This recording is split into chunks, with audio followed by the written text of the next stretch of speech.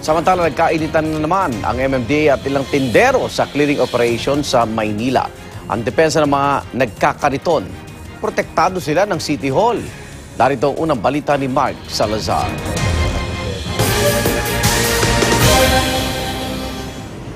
Tindahang kariton na nagsisilbing tahanan na rin ng mga tindero sa kahabaan ng TM Calaw ang pinuntirya ng clearing operations ng MMDA.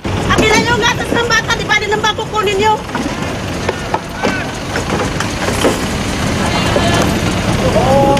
May gatas! May organisadong samahan ng mga vendor sa lugar at giit nila, protektado raw dapat sila ng arawang 20 pesos kada vendor na ibinabayad nila sa City Hall. Ang ticket, hindi nga namin ino-honor. Yung MOA ang ino-honor namin sa Bakit Manila. po? Ano po ba ang MOA? Ano po ba yung lungsod ng Maynila ticket? Pakitanong mo na lang, boss, sa Manila, sa City Hall. Ang paliwanagan na uwi sa sigawan. Kanina ka pa naninigaw dito, Brad. Kanina ka pa. Talagang ganun ako dahil gusto ko maalis kayo rito. Boss, nag-uusap na tayo. Kami magnanakaw dito, ha? Sinasabihan na kayo ng... Kung kaya niyong gawin sa Baklaran. Oh, ba, meron ka pang... Yun ba ang gusto mo? Meron ka pang ano Kaya nga kami nagkikipag-usap na maayos sa inyo. Huwag niyo nga kaming sisigawan naman.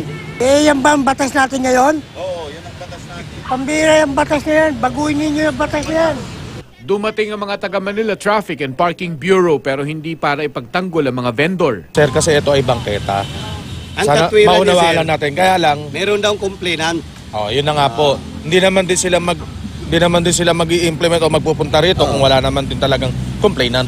Ang sa amin lang, sir, legal sa legal. Ngayon, dahil nangyayari, verbal lang sinasabi nila, wala naman sila may pakitang papel, okay na ho sa amin, sir. Ayun, naalis na namin lahat, sir. Ayun pa po. Okay na.